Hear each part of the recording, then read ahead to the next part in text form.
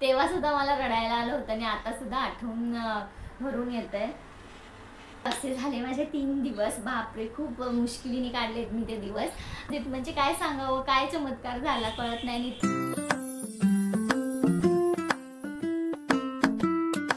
So हाय, hello, नमस्कार. मी स्नेहा तुमचं सगळ्यांचं खूप मनापासून स्वागत करते आपल्या चॅनलमध्ये. तर असा अनुभव मला शेअर करायचा होता म्हणून म्हटलं की बसते शूट करायला. की श्रेयाचं स्कूल सुरू झालं, म्हणजे आज 4था दिवस आहे स्कूलचा. तर हे आधीचे 3 दिवस आणि आजचा दिवस कसे गेले हे मला जरा थोडक्यात शेअर करायचं आहे, त्याच्यामुळे मग मी हे करत घेतले.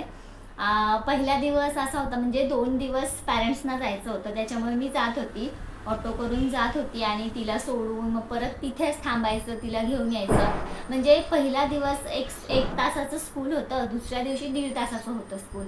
पहिल्या दिवशी तिला थोडी एक्साइटमेंट होती की बाबा आपण स्कूलला जातोय, म्हणजे जायचं आहे हे तिला डोक्यात होतं की बाबा आपल्याला स्कूलला जायचं आहे. त्याच्यानंतर ती रेडी होती, इथपासून तिने काही टेन्शन नाही, म्हणजे काहीच रडली वगैरे नाही वगैरे असं.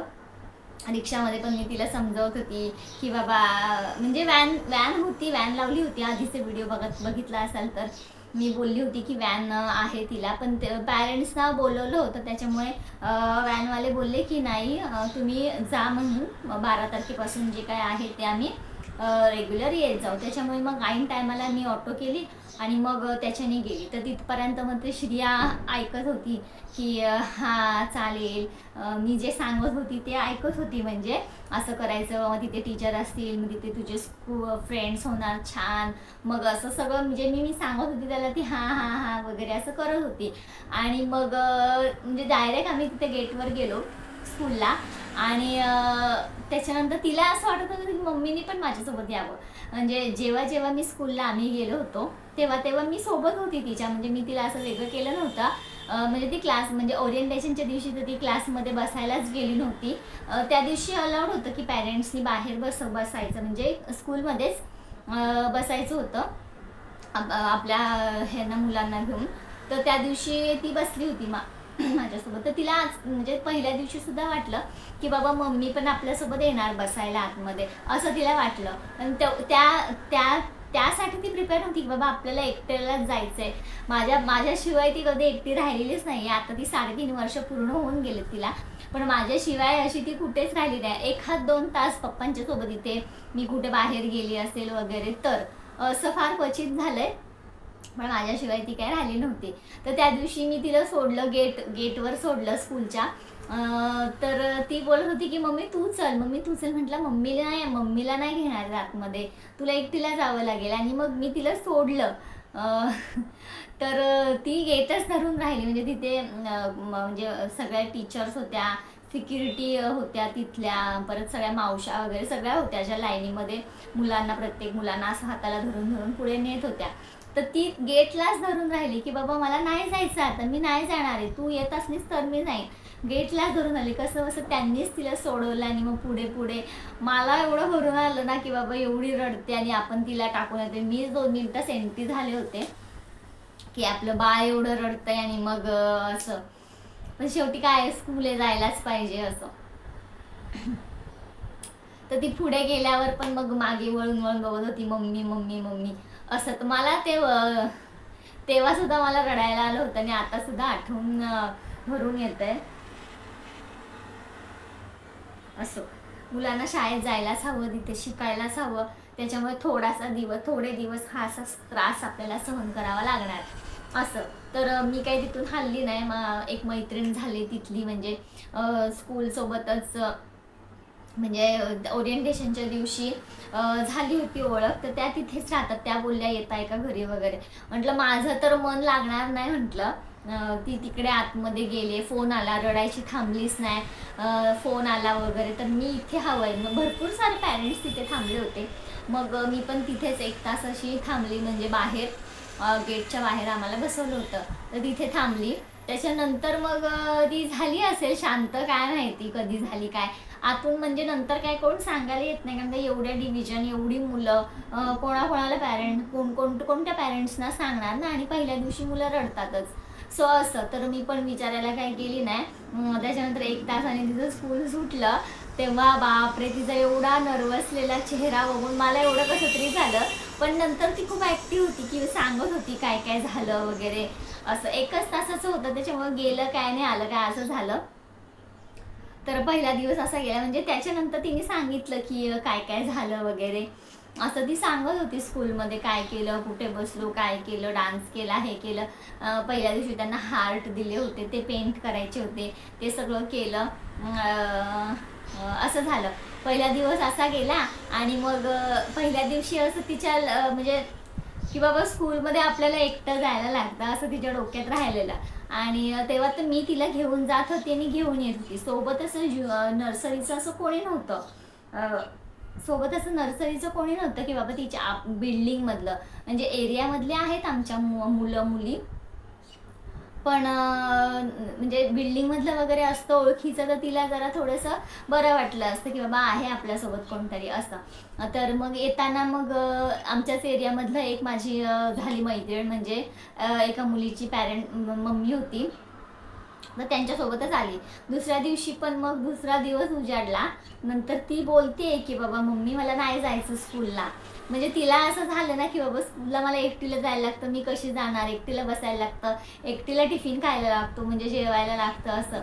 तर मग ती म्हणते मी नाही जाणार. मग तिला मी सांगितलं नाही नाही स्कूलला जायला लागेल, तिथे ना ओमदादा श्रीदादा येणार आहे. अय्यात मग ती खुश झाली. ओमदादा श्रीदादा येणार आहेत, मग फक्त ओमदादा श्रीदादा आणि मग जयमामा पण येणार आहे का? हा म्हटलं जयमामा पण येणार आहे. फक्त त्या गोष्टीवर ती खुश झाली. आणि मग ती रेडी झाली, म्हणजे कपडे वगैरे घातले. आणि आम्ही दुसऱ्या दिवशी पण ओला करून गेलो होतो, तर ती रेडी झाली जायला. आणि मग आम्ही स्कूलला गेलो. नंतर परत तिला ते आठवलं, नाही आता मम्मी एकटीच आहे. मम्मी तू खोटं बोलतेस, ओमदादा श्रीदादा इथे तर नाही येत. म्हटलं आतमध्ये ओमदादा श्रीदादा, जयमामा पण आलाय असं. तर ती तेव्हा पण ऐकायलाच नाही, रेडी झाली. मी म्हटलं मी येते मागून, तू जा पुढे, मी येते मागून. नाही तू चल माझ्यासोबत, मला क्लासरूममध्ये बस, माझ्यासोबत बस तू असं वगैरे म्हटलं. तेव्हा मी तिला जरासं समजावलं, पण ती काय ऐकली नाही. तरी पण म्हणजे आदल्या पहिल्या दिवशी जशी रडली त्याच्यापेक्षा जास्त ती दुसऱ्या दिवशी रडली. नाही मला जायचंच नाही, म्हणजे गेटपर्यंत पण नाही ती गेली. मला नाही जायचं, नाही जायचं असं करून. तू खोटं बोलतेस. तिला सांगितलं टीचर देणार आता मोठं चॉकलेट देणार आहेत वगैरे. तर तरी पण ती ऐकायलाच तयार नव्हती. कसं बसं तिला रेडी केलं आणि गेटपर्यंत नेलं. मग गेटपर्यंत गेल्यावर तर काय ते टीचर वगैरे लोक असतात, मावशी टीचर, सिक्युरिटी गार्ड वगैरे असतात, ते घेतातच. म्हणजे सगळी मुलं रडतात. काही काही मुलं खूप हौशी असतात, खूप स्वतःहून वगैरे जातात. म्हणजे गेल्या गेल्या गेटच्या समोर लाईन करून ते स्वतः उभं असतात. पण नाही, ही ऐकायलाच तयार नव्हती. कसं बसं तिला समजावलं आणि नेलं गेटपाशी. आणि मग काय तिथे रडली ती. आणि पण तिला माहिती आहे आता आपल्याला जावंच लागणार आहे. त्याच्यानंतर मग ती हात पकडून आतमध्ये निघून गेली. आणि मग मला कळालं नंतर ही इथे रडते, पण पुढे गेल्यावर ती शांत असणार आहे. म्हणजे मी जिथे दिसेल, मी जिथे असेल तिथे ती रडते. सो त्याच्यामुळे मग म्हटलं की हां जाते बाबा, आता ती 1.5 तास थांबेल म्हटलं. आणि एकदा का आतमध्ये गेल्यावर परत नाही येत ते. म्हणजे काय मुलं रडतात आणि मग नंतर मुलांमध्ये मिक्स झाल्यावर ती शांत होतात असं. मग म्हणजे 1.5 तासाने तिचं स्कूल सुटलं. आणि त्याच्यानंतर मग ती ॲज इट इज नॉर्मल होती. कालच्यापेक्षा थोडासा चेहरा बरा होता. गेल्या गेल्या मग जंप करून येणं, मला सांगितलं मम्मी आम्ही आज ह्या सॉन्गवर डान्स केला, टीचरनी आज डान्स शिकवला असं वगैरे. आज हार्ट नाही दिलं, म्हणजे पहिल्या दिवशी असं कार्डबोर्डचं हार्ट दिलं होतं त्यांना पेपरचं. तर ते सगळं झालं. दुसऱ्या दिवशी मम्मी हात नाही दिला, चल आपली ऑटो कुठे, चल आता घरी जायचं आहे आपल्याला असं वगैरे बोलले. ॲक्टिव्ह होती तशी, म्हणजे फ्रेश होती. तर तिसरा दिवस माझ्यासाठी खूप मोठा चॅलेंज होता माझ्यासाठी. म्हणजे तिसऱ्या दिवशी म्हणजे 12 तारखेला कालचा दिवस मग व्हॅननी जायचं होतं. तर माझी अशी इच्छा होती की त्याच व्हॅनमध्ये मी पण बसून तिच्यासोबत जावं असं होतं. पण व्हॅनवाले दादा बोलले की जागा नाही आहे. म्हणजे भरपूर मुलं होती, म्हणजे एका व्हॅनमध्ये मला वाटते 12 मुलं असतील. तर नाही म्हणे तुम्ही नाही येणार, तुम्ही काय काळजी करू नका, मी व्यवस्थित नेईन तिला. आणि तिच्या वयाची मुलं होती ऑलरेडी व्हॅनमध्ये, तिच्या वयाची मुलंसुद्धा होती. तर पण माझं मन काय लागत नव्हतं, मला तर जायचंच होतं. म्हणजे व्हॅननी एकतर मी तिला कधी कुठे सोडलं नाही एकटीला, व्हॅननी पहिल्यांदा जाणार होती. त्याच्यामुळे क्युरिओसिटी होती ना, की वाटत होतं कशी जाणार काय, म्हणजे भीती होती. व्हॅनमधून एकटी कशी जाणार, आणि व्हॅनवाले दादा तर एवढ्या सगळ्या मुलांना कसे मॅनेज करणार, कसं नेणार वगैरे. तर हे सगळं बघायचं होतं. ते व्हॅनवाले दादा बोलले की तुम्ही नका येऊ, तुम्ही टेन्शन घेऊ नका, मी तिला बरोबर सोडेन. व्हॅनपर्यंत ती रडत होती. म्हणजे त्या दिवशी युनिफॉर्मसुद्धा तिने 2 वेळा काढला, घातलेला, आंघोळ करायला रेडी नव्हती. म्हणजे जायचंच नाही तिला स्कूलला, असं तिचं होतं. म्हणजे मी जाणार नाही म्हणजे नाही, ओम दादा शिदादा कोणी येत नाही, तू चॉकलेट पण देत नाही टीचर आणि काहीच नाही होत, तू खोटं बोलतेस. नाही, मी नाहीच जाणार. तो दिवस म्हणजे मला अक्षरशः नको गेलं. तिने खाल्लं नाही, काय नाही, काहीच केलं नाही, दूध नाही पिलं, काही केलं नाही. तिला असंच जबरदस्तीने जवळ मी नेलं तिला. खूप रडत होती, खूप म्हणजे खूप जास्त रडली ती काल 3ऱ्या दिवशी स्कूलच्या. आणि मग तसंच जबरदस्तीने व्हॅनमध्ये ठेवलं. ते म्हटले की होईल, पुढे गेल्यावर शांत होईल, ती सगळ्या मुलांच्या मध्ये बसून होईल शांत ती. तर म्हटलं ठीक आहे चालेल. त्याच्यानंतर मग पण आम्ही काय ऐकलं नाही. फर्स्ट डे व्हॅनचं बघायला लागेल ना कधी, तर आम्ही ते गेले, व्हॅन गेली तशी आम्ही ओला बुक केली आणि मग आम्ही पण त्यांच्या पाठी स्कूलमध्ये गेलो. म्हणजे ते वेगळ्या रूटनी गेले, अजून 2 मुलं त्यांना कलेक्ट करायची होती, तर वेगळ्या रूटनी गेले आणि मग आम्ही वेगळ्या रूटनी गेलो. म्हणजे ते व्हॅन पोचायच्या आधीच आम्ही पोचलो तिथे. म्हणजे वाटत होतं ना की बाबा कशी जात आहेत मुलं, काय करतायत. नित्या होती मेन म्हणजे तिच्यासोबत बिल्डिंगमधली आमच्या व्हॅन. म्हणजे तिचं 12 तारखेपासून स्कूल सुरू झालं. ते एक मला खूप चांगलं वाटलं की बाबा आपल्या बिल्डिंगमधलं तिच्यासोबत कोणतरी आहे. ती म्हणजे सिनियर केजीला होती, ती तिची चांगली काळजी घेत होती. म्हणजे हात पकडूनच तिला व्हॅनमध्ये पण बाजूला बसवलं होतं. त्याच्यानंतर स्कूलला जाईपर्यंत लाईनमध्ये उभं राहायला लागतं, तेव्हा पण ती तिच्यासोबतच होती. तिला बरं वाटलं ते, म्हणजे तिला वाटलं की बाबा आपलं कोणतरी आहे असं. तर मग पुढे गेल्यावर त्या दादाने फोन केला की हा थांबले रडायची, पण आम्हाला बघायचं होतं की कशी उतरतात, कशी जातात. त्याच्यामुळे मग आम्ही गेलो पाठीमागे. ते पोचायच्या आधी पोचलं, व्हॅन शोधली कुठे आहे ती. मग नंतर लपून म्हणजे आम्हीच नव्हतो, असे बरेच पॅरेंट्स होते की बघतोय आम्ही म्हणून. म्हणजे नित्याची मम्मी पण होती माझ्यासोबत. आम्ही 2घी जणी गेलो होतो. काल स्कूल म्हणजे 3ऱ्या दिवशी स्कूल 3 तासाचं होतं, तर ती मधला वेळ होता आमच्याकडे की बाबा काय करावं असं. तर तिथं गेलो, बघितलं कशी उतरतायत, कशी जातायत आणि मग कसं स्कूल आतमध्ये पर्यंत जातात ते सगळं बघायचं होतं.